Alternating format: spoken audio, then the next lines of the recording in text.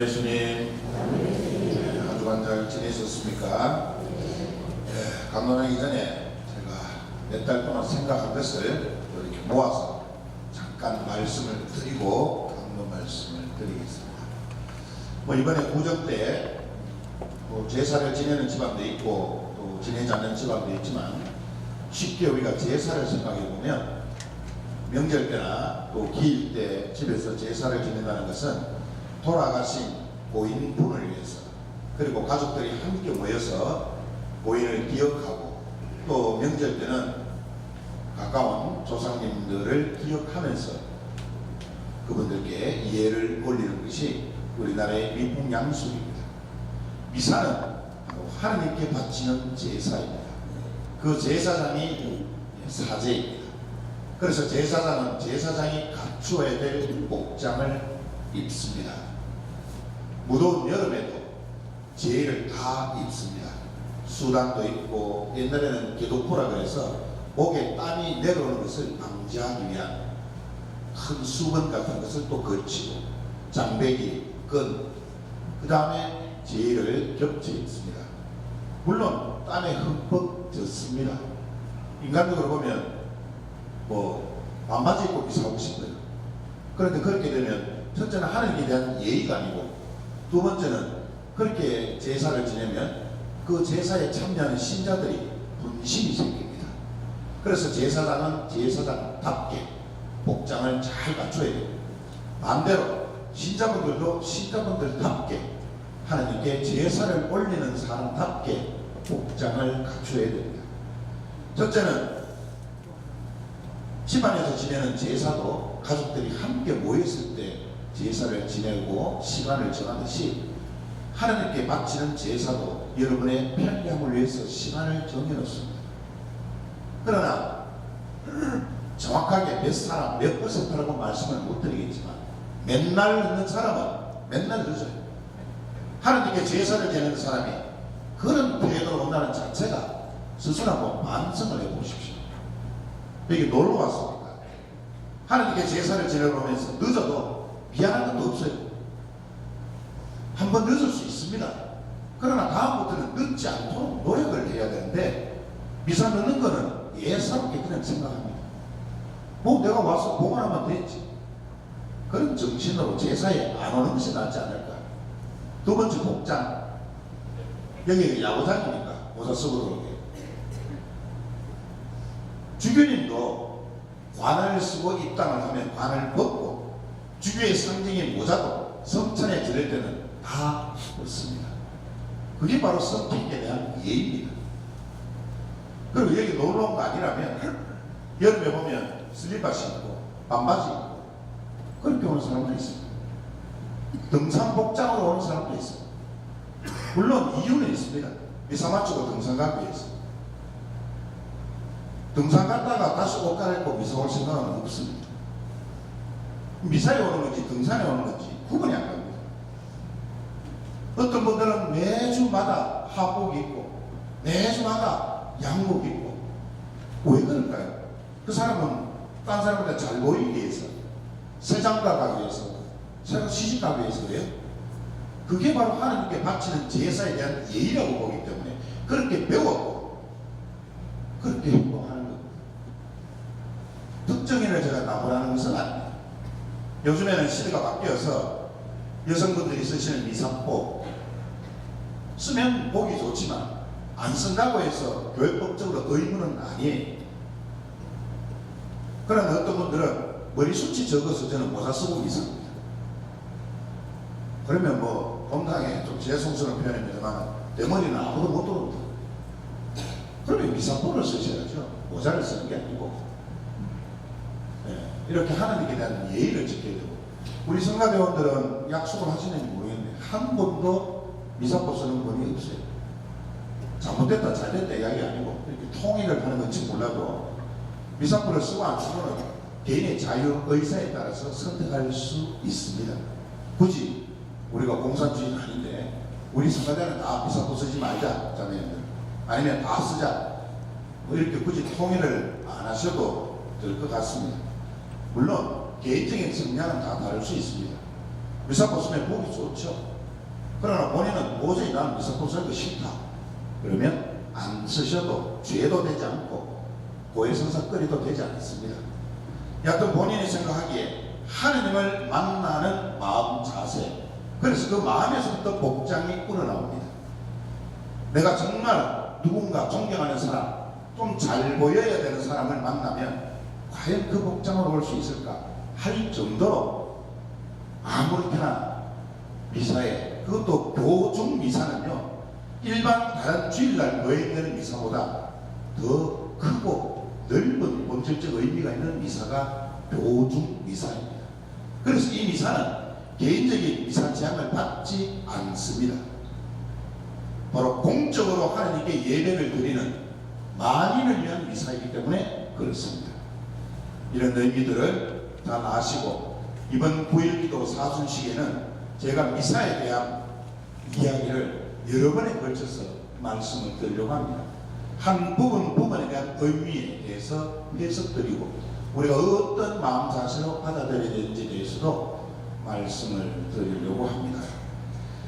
네, 제가 몇 달 동안 계속 보면서 언젠가 하는 말씀을 드려야 되겠다 싶었는데 오늘 또 미사 늦게 오신 분들도 많고 해서 제가 몰아서 말씀을 드렸습니다. 제가 평소에 잘 알고 지냈던 신자 부부에 관한 이야기인데 한 15년 전에 있었던 이야기입니다. 부부인 스테파노 씨와 베로니카 씨 집안은 대대로 자손이 귀하기로 좀 유명한 집안이에요. 무려 그 당시만 해도 5대째 외동 아들만 낳았던 집안이었고, 그래서 근근히 대를 이어온 집안이었는데 한 가지 고민거리가 있었습니다. 왜냐하면 외동 아들이 결혼한 지가 10년이 되었는데 며느리의 임신 소식이 단 한 번도 들려오지 않았기 때문입니다. 그래도 어느 날 시어머니 베로니카 씨하고 며느리하고 평소에 가던 대로 정기검진을 받으러 산부인과에 갔었습니다. 산부인과에 갔었는데 검진이 끝난 뒤에 의사 선생님으로부터 놀랍고 충격적인 이야기 두 가지를 들었습니다. 첫째는 그토록 기다렸던 며느리의 임신에 관한 소식이었고, 두 번째는 그 아기가 평범하게 자라는 것이 아니라 며느리 몸 안에서 마음대로 거꾸로 부어서 자라고 있다는 이야기가 있습니다. 의사 말씀에 따르면 이런 경우는 산모들 중에 한 2,000여 명 있으면 한 건 정도 있을까 말까 할 정도로 드문 현상이고, 잘못하면 두 생명을 잃게 되고, 그래서 수술하기 전에 반드시 한 생명에 대한 선택권을 가지고 수술을 해야 된다는 이야기가 있습니다. 다시 말해서 산모의 생명을 살리기 위해서 아기의 생명을 포기해야 될 상황도 벌어진다는 이야기입니다. 그러나 자칫 두 생명을 동시에 살리겠다는 욕심으로, 더군다나 손이 귀한 집안의 자식이라고 아이의 생명을 먼저 살리려고 하다 보면 두 사람 다 목숨을 잃게 된다는 것입니다. 그래서 이런 경우는 아이는 다음에 또 낳으면 되니까 당연히 산모의 생명을 살리는 것을 우선적으로 해야 된다는 이야기를 들었습니다. 평소에 스테파노 씨와 이 베로니카 씨는 아침 미사에 행위 미사인데도 빠져본 적이 없는 사람이었습니다. 그리고 하루도 빠지지 않고 미사 마친 후에는 성모당에 가서 열심히 죄인들의 회개와, 그리고 마지막에 손이 귀하기 때문에 자녀를 주십사 하는 기도를 올렸습니다. 그리고 평소에 그 본당에서는 다 알 정도로 봉사도 많이 했고 교부금도 그 본당에서 넘버원이 했습니다. 그리고 성경 건립이나 불이웃 돕기 타본당에서 와서 홍보를 하면 누구보다도 더 적극적으로 그런 일에 동참했던 분이었습니다. 그랬던 스테파노스 부부가 며느리의 그 임신에 관한 이야기를 듣고 순간적으로나마 하나님을 원망했습니다. 주님, 제가 주님 마음에 흡족하게 들지는 않았겠지만 그래도 이만큼 나름대로는 성실히 신앙인으로 살아왔는데 왜 이런 고통을 저에게 주십니까? 왜 이런 희생을 저에게 강요하십니까? 제가 뭘 잘못했길래? 이런 원망도 잠시 다시 스테파노 씨와 베로니카 씨는 마음을 추스르고 또 미사에 열심히 참여하고 성모당에 가서 열심히 성모님께 기도를 바쳤습니다. 성모님께 기도를 바치고 있었을 때 그 성모당에 수많은 사람들이 함께 기도하고 있었는데 다른 사람들의 귀에는 전혀 들리지 않는 성모님의 목소리가 스테파노 씨와 베로니카 씨 귀에 울렸습니다. 사랑하는 나의 아들 딸아, 걱정하지 말고 모든 것을 주님께 의탁하리라. 지금의 네가 겪고 있는 고통과 슬픔마저도 주님을 의심하지 말고 모든 것을 주님께 맡겨드려라. 그리고 너에게 지금 일어나고 있는 이 고통과 슬픔들을 오히려 하나님께 감사하는 마음으로 받아들여라. 이 음성을 듣고 이 부부는 바로 무릎을 꿇고 잠시 의심했던 저를 용서하십시오 하면서 모든 것을 주님께 의탁하겠습니다 하고 기도했습니다. 드디어 수술날이 되어서 아들 내외만 산부인과에 보냈습니다. 그리고 스테파노 씨 부부는 당연히 성모당에 가서 성모님 앞에 열심히 기도했습니다. 며느리의 목숨만은 살려달라고 애걸하는 마음으로 성모당에서 열심히 이 두 부부는 기도를 바쳤습니다. 시간이 좀 흐른 뒤에 드디어 수술이 끝났는지 아들로부터 전화가 걸려왔습니다. 남들에게 피해가 갈까봐 베로니카 씨는 바로 성모당 성모님 앞에 무릎 꿇고 있다가 바깥으로 나와서 전화를 받았습니다. 여보세요 하는데도 아무 소리는 없고 아들의 울음소리가 들려왔습니다. 가슴이 철렁 내리면서 왜? 어떻게 됐니? 말을 해야지. 며느라가는 건강한 거지. 물어도 아들은 계속 눈물을 흘리는 소리만 들렸습니다. 그리고는 다시 마음을 가다듬는지 아들이 이렇게 말했습니다. 어머니, 기적이 일어났어요. 아내와 아이 생명 다 건강해요. 의사 선생님이 수술하려고 절개를 했더니 분명히 몇 달 전에는 아이가 거꾸로 누워서 자란다 그랬는데 절개를 해보니 아이가 똑바로 누워 있는 거예요. 그래서 수술도 쉽게 빨리 끝낼 수 있었어요. 이 말을 듣고 스테파노 씨 부부는 다시 성모님 앞에 무릎을 꿇고 감사의 기도를 바쳤다는 이야기입니다. 오늘 복음에서 우리에게 전해주고자 하는 내용은 우리가 예수님의 부르심 앞에 예수님의 말씀 앞에 어떤 자세로 받아들여야 되는가를 우리들에게 가르쳐주고 있습니다. 구체적으로 살펴보면 예수님께서는 겟네사렛 호숫가에서 하나님의 말씀을 전하고 계셨습니다. 여러분들 겟네사렛 호수라고 들어보셨어요? 성경 말씀을 자주 안 읽으신 분은 또 헷갈리죠. 갈릴레아 호수가 겟네사렛 호수입니다.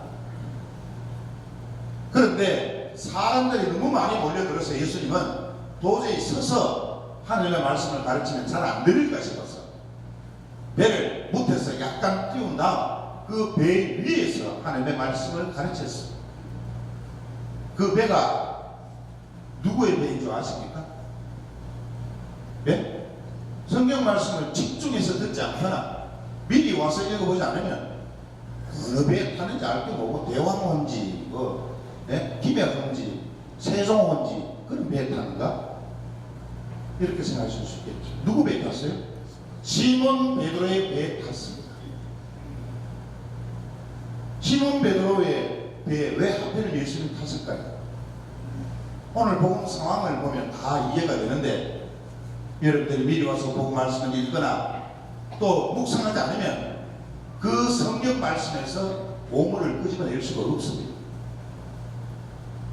베드로 사도가 밤새도록 고기를 잡으러 밖에 나갔다가 한 마리도 못 잡고 들어왔던 그 시점이었어요. 그런데 예수님이 그 위에 올라가서 얘야, 내가 사람들에게 하나님의 말씀을 가르쳐야 되겠다. 네 배 좀 쓰자. 다른 사람 같았으면 밤 죽었어. 왜? 밤새도록 일하고 돌아왔죠. 잠도 못 잤죠. 더군다나 어부에게 있어서 고기는 생명인데 고기 한 마리 못 잡으면 어떻게 돼요? 짜증나고 심하게 나죠. 가서 씻고 밥을 먹어야 되겠는데 자기 배를 이용하겠다 그러니 그물 씻을 시간도 주지 않는 그 상대방이 얼마나 화가 나겠습니까? 그러나 베드로 사도는 스승님이었기에 마음대로 하십시오. 그리고는 예수님이 하나님의 말씀을 다 가르치고 난 뒤에 엄청난 말을 베드로 사도에게 던집니다. 무슨 말이었을까요? 네? 사람 낚는 너무 아닙니다. 깊은 데로 저 나가서 그물을 내려 고기를 잡아라. 이 말이 왜 베드로 사도에게 엄청난 말이었을까요? 황당한 말이었을까요? 방금 이야기했죠. 밤새도록 고기를 잡으러 나갔는데 한 마리도 못 잡고 돌아온 사람에게 다시 배 타고 나가서 그물을 내려서 고기를 잡으라 그러니 미치고 팔짝 뛸 얘기 아니에요. 얼마나 짜증나겠어요. 두 번째로 갈릴레아 호수는 베드로 사도가 어릴 적부터 잔뼈가 굵은 곳으로 어디에 가면 고기가 있는지 언제 고기가 잡히고 있는지 베드로만큼 잘 아는 프로가 없습니다. 더군다나 갈릴레아 호수에 고기를 잡는 데 있어서 특징 두 가지가 더 있습니다. 첫째는 이 갈릴레아 호수는 해가 떠 있을 때는 한 마리의 고기도 잡히지 않는 곳이 갈릴레아 호수예요. 그런데 예수님은 해가 중천에 떠 있을 때 사람들에게 하나님의 말씀을 가르치고 해가 아직도 떠 있는데 갈릴레아 호수에 가서 고기를 잡으러 하니 속으로 뭐라 그랬겠어요? 미쳤나 이 사람이. 갈릴레아 호수는 내가 누구보다도 바삭하게 아는데 지금 이 시간에 무슨 고기를 잡으라고? 두 번째 특징, 갈릴레아 호수는 깊은 데에 고기가 없어요. 그런데 예수님은 딱 지적하죠. 깊은 데로 들어가서 속으로 물한통이 터졌을 겁니다. 베드로 사도는. 아니 밤새도록 프로인 내가 고기를 잡아도 못 잡았는데 평소에 고기 안 잡히는 깊은 데 가서 그물을 던져라니 이 양반이 지금 나를 놀리나 시험하나. 이런 요구 앞에 대부분 보통 사람이었다면 욕을 하거나 안 됩니다. 아무리 스승이라도 이 시간에 깊은 데 그물 내려가지는 안 잡힙니다. 스승님 좀 모르면 좀 가만히 계세요. 이 정도라도 스승을 존중하면서 그 의견에 반대하는 것이 상식입니다. 베드로 사도의 대답은 의율이었습니다. 한마디에 토를 하지 않고 한마디에 반문도 하지 않고 피곤하고 지치고 굶주리고 또 뻔히 아는데도 불구하고 스승님 저희가 고기를 잡으려고 밤새도록 애썼지만 한 마리도 잡지 못했습니다. 그러나 스승님께서 그물을 내리라고 하시니 그물을 내려보겠습니다. 이 대답은요, 화가 나고 짜증이 나고 뭐 이런 양반이 있어 우라통이 터져도 스승님이 하라시니 하겠습니다. 의심을 버리고 주님의 뜻이라면 따르겠습니다. 제 상식을 넘어가는 일이라 하더라도 주님께서 저에게 요구하시니 하겠습니다. 그 결과로 그물이 찢어질 듯한 두 배가 가라앉을 정도의 엄청난 고기를 잡을 수 있었습니다. 그리고는 베드로 사도에게 미래의 교회의 우두머리로 임명하는 말씀을 하셨습니다. 두려워하지 마라. 이제부터 너는 사람을 낚을 것이다. 우리도 살아가면서 예기치 않는 일들, 원하지 않는 일들 하루에도 한 달에도 1년에도 수없이 일어납니다. 나는 몇 달은 잘했다고 생각했는데 왜 이런 결과가 나와야 되는지 대한 이런 일들도 일어납니다.